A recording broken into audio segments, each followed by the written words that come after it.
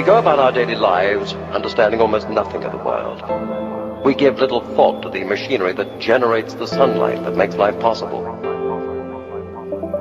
to the gravity that glues us to an earth that would otherwise send us spinning off into space, or to the atoms of which we're made and on whose stability we fundamentally depend. Few of us spend much time wondering why nature is the way it is, where the cosmos came from, or whether it was always there. If time will one day flow backward, or whether there are ultimate limits to what humans can know. What is the smallest piece of matter? Why we remember the past and not the future? And why there is a universe.